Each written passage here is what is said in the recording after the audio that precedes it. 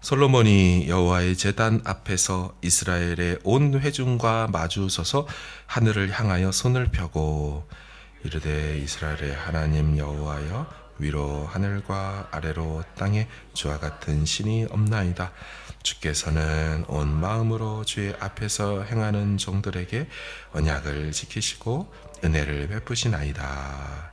주께서 주의 종 내 아버지 다윗에게 하신 말씀을 지키사 주의 입으로 말씀하신 것을 손으로 이루심이 오늘과 같으니이다.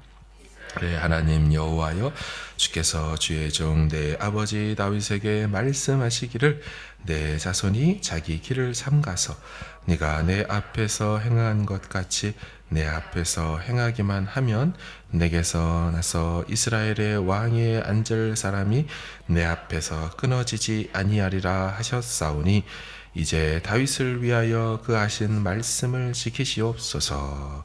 그런즉 이스라엘의 하나님이여, 원하건대 주는 주의 종 내 아버지 다윗에게 하신 말씀이 확실하게 하옵소서. 하나님이 참으로 땅에 거하시리까 하늘과 하늘들의 하늘이라도 주를 용납하지 못하겠거든 하물며 내가 건축한 이 성전이오리이까. 그러나 내 하나님 여호와여, 주의 종의 기도와 간구를 돌아보시며 이 종이 오늘 주 앞에서 부르짖음과 비는 기도를 들으시옵소서. 께서 전에 말씀하시기를 내 이름이 거기 있으리라 하신 곳 이 성전을 향하여 주의 눈이 주야로 보시오며 주의 종이 이곳을 향하여 비는 기도를 들으시옵소서. 주의 종과 주의 백성 이스라엘이 이곳을 향하여 기도할 때에 주는 그 간구함을 들으시되 주께서 계신 곳 하늘에서 들으시고 들으시사 사하여 주옵소서. 만일 어떤 사람이 그 이웃에게 범죄함으로 맹세시킴을 받고 그가 와서 이 성전에 있는 주의 제단 앞에서 맹세하거든, 같이 읽습니다. 주는 하늘에서 들으시고 행하시되 주의 종들을 심판하사 악한 자의 죄를 정하여 그 행위대로 그 머리에 돌리시고 의로운 자를 의롭다 하사 그의 의로운 바대로 갚으시옵소서. 아멘. 오늘 본문 23절부터 51절까지 엄청나게 긴 솔로몬의 기도가 나옵니다. 성전을 봉헌하며 처음으로 드리는 기도입니다. 내용도 내용이지만 기도하는 솔로몬의 태도와 자세가 참 비장한데요. 22절을 보십시오. 솔로몬이 여호와의 제단 앞에서 이스라엘의 온 회중과 마주 서서 하늘을 향하여 손을 펴고, 장소는 성전이죠. 근데 위치는 제단 바로 앞에서 합니다. 방향은 어떻습니까? 이스라엘의 온 회중을 바라보고 있습니다. 그러니까 솔로몬 바로 뒤에는 제단이 있고 자신 앞에는 온 회중들이 다 모여 있습니다. 자, 그리고 행동은요, 하늘을 향하여 손을 폈다고 되어 있죠. 원문에 보면 복수형입니다. 손들을 폈다. 당연히 양손을 말하는 거죠.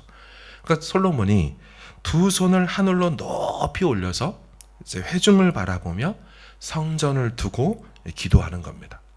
자, 그냥 이 자세만 봐도 비장하지요.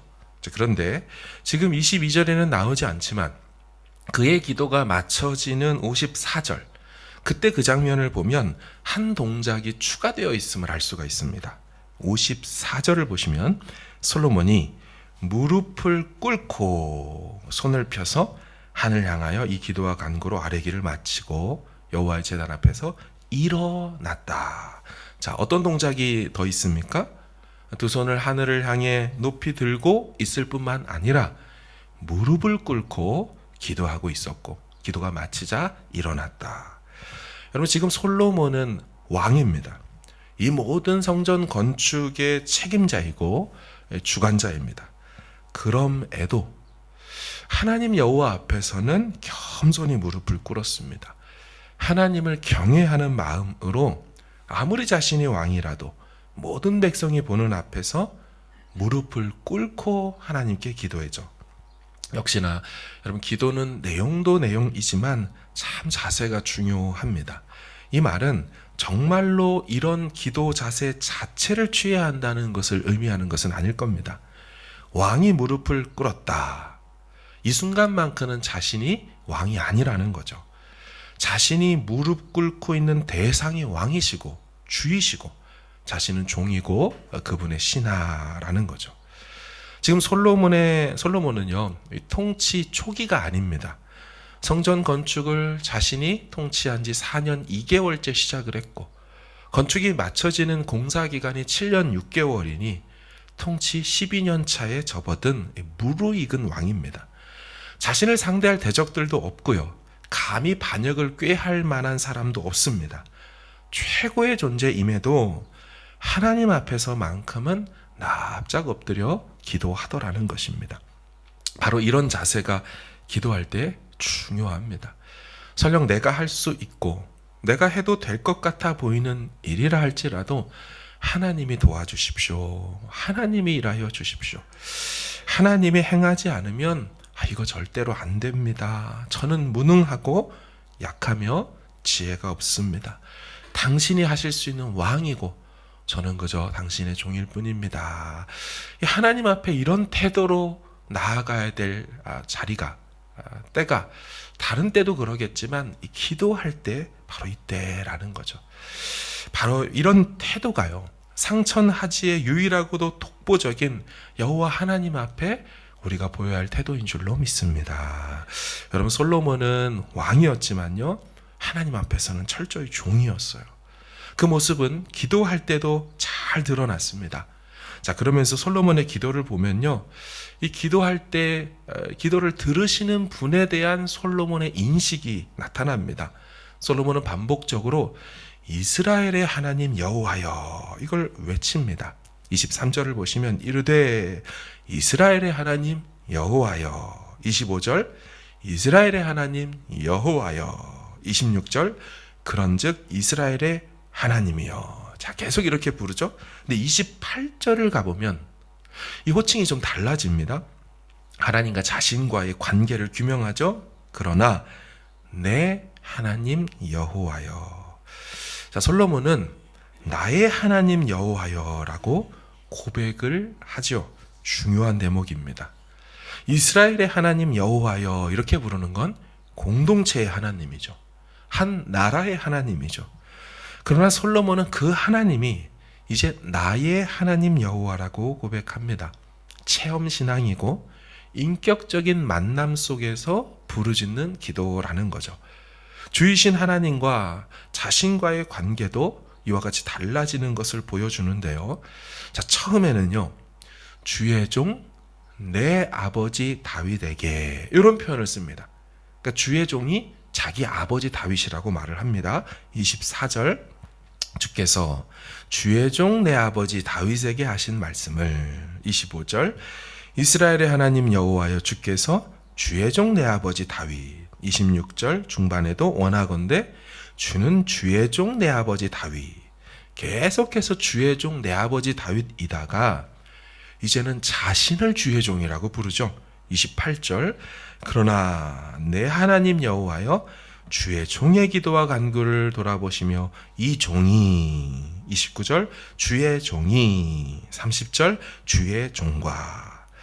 자, 솔로몬은요, 더 이상 아버지 다윗의 하나님이 아니고 나의 하나님이며 아버지 다윗만 주의 종이 아니고 이제 자신도 주의 종이라고 인정하며 그렇게 나아갑니다. 솔로몬이 신앙적으로 독립했음을 알 수가 있습니다. 더 이상 누구를 통해서 누구에 의해서 신앙생활하지 않습니다. 나의 하나님 여호와, 나는 주의 종, 그분의 종, 이런 인식으로 바뀌어지게 되었습니다. 정리하면 무릎 꿇고 두 손을 하늘 높이 들며 겸손과 항복, 전적으로 의지하는 행동 표현들이죠.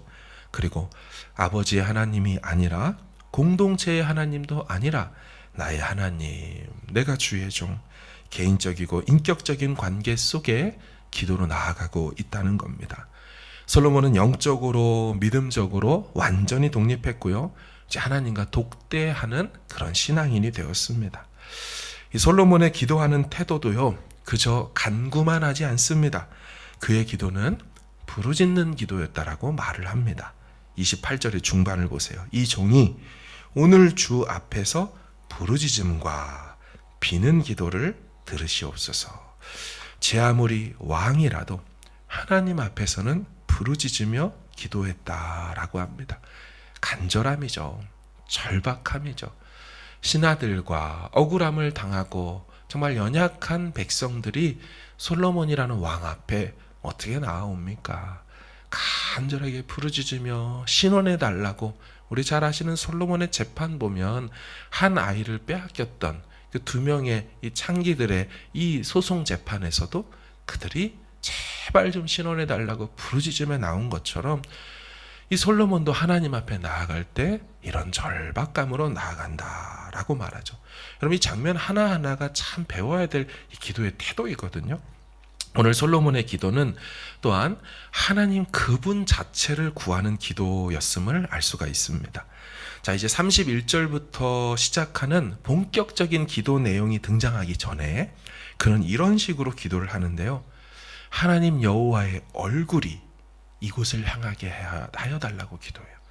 하나님 여호와의 눈이 이곳을 바라보게 하여 주시고 하나님 여호와의 귀가 이곳을 듣게 해달라고 그렇게 기도해요. 자, 29절 한번 보십시오.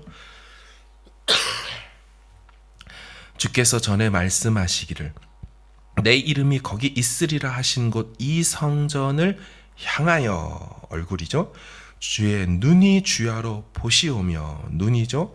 주의 종이 이곳을 향하여 비는 기도를 들으시옵소서, 귀죠. 30절 주의 종과 주의 백성 이스라엘이 이곳을 향하여 기도할 때에 주는 그 간구함을 들으시되 주께서 계신 곳 하늘에서 들으시고 들으시사 사하여 주옵소서. 들으시옵소서, 들으시고 들으시사. 솔로몬이 철저히 하나님을 구하고 있죠. 그분의 관심과 마음이 이곳에 있기만을 간절히 구합니다. 당신의 얼굴이, 당신의 눈이, 당신의 귀가 이곳을 향하여 있기를 원한다고 그렇게 기도합니다. 솔로몬은 자신이 지은 이 성전에서 이 하나님과의 풍성하고도 깊고 진한 만남이 일어나기를 간절히 소망했음을 알 수가 있습니다. 이 성전이 단순히 건물이 되지 않기를 바랬어요. 하나님, 이곳이 참된 성전 되기를 원한다고. 하나님 여호와께서 거하시며 당신의 백성들을 기도 중에 만나주시는 곳이 되기를 그렇게 원했어요. 여러분, 후에 이사야 선지자가 말하지 않습니까? 내 집은 기도하는 집이 되리라. 신약에서도 예수님이 내 집은 만민이 기도하는 집이 되리라 했던 그 말들의 기원과 신학적 근거가 어디 있습니까? 지금 이 솔로몬의 기도에 있는 거예요. 이 성전을 향하여 하나님의 얼굴이, 하나님의 눈이, 하나님의 귀가 있기 때문에 바로 이곳이 당신 백성들을 기도 중에 만나주시는 곳 되게 해달라고 그렇게 기도했어요. 우리가 모인 이곳도 모이면 기도하는 곳이 되어야 할 줄로 믿습니다. 성전된, 이 교회된 우리도요, 이 장소가 아니더라도 교회로서 우리가 모이고 성도로서 모였다면 어느 곳에서든지 기도해야 하는 것입니다.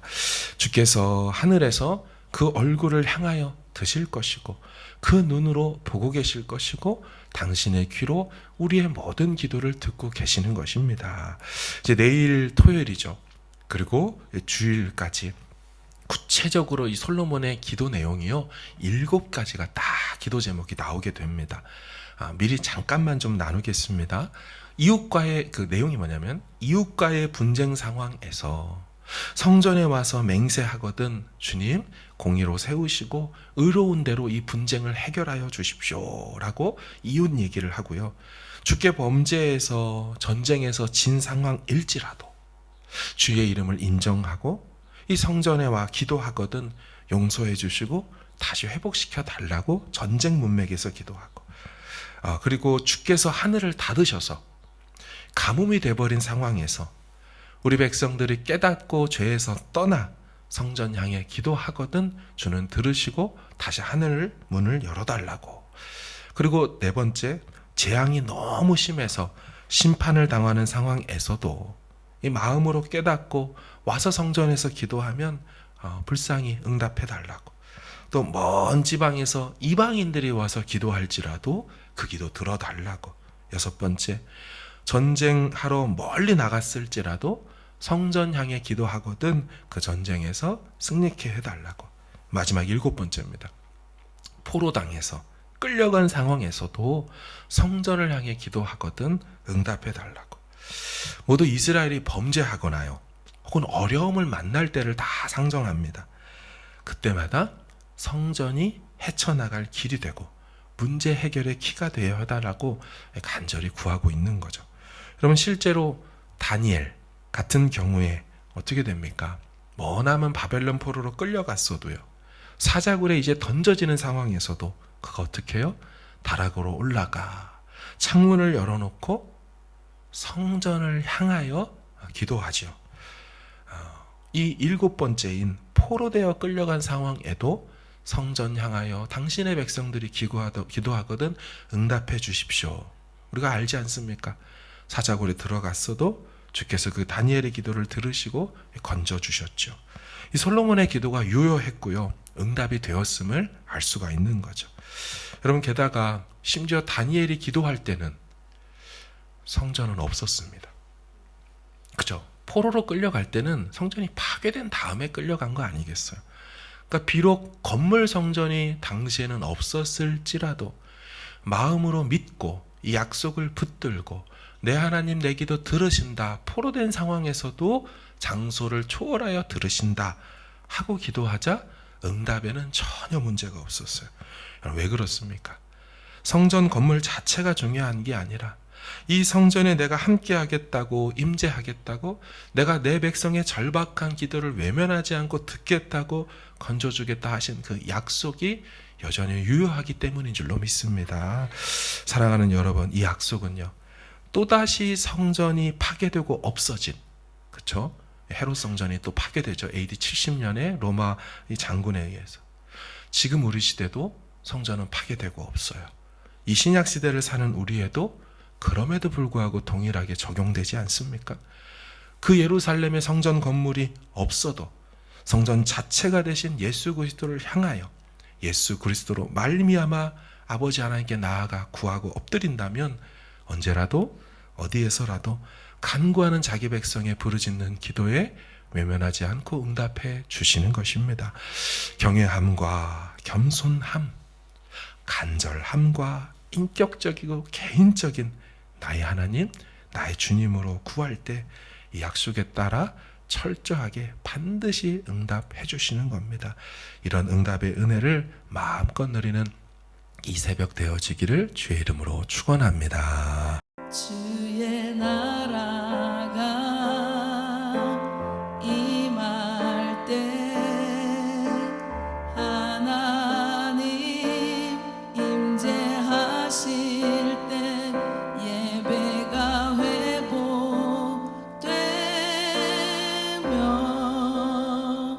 기적은 일어나네.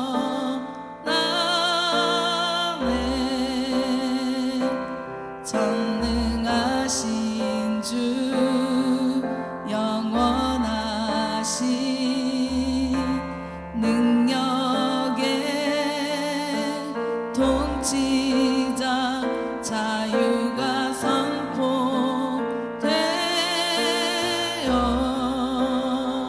주 백성 돌아오네.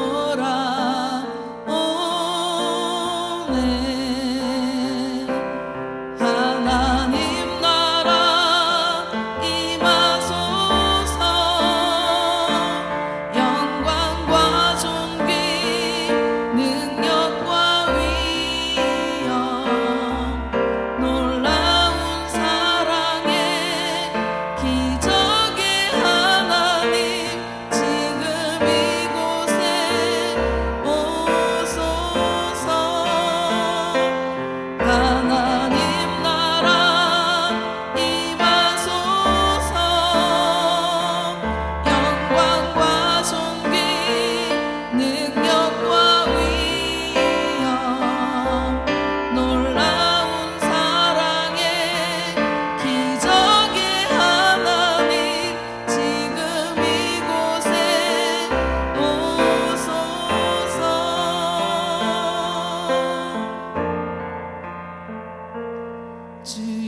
나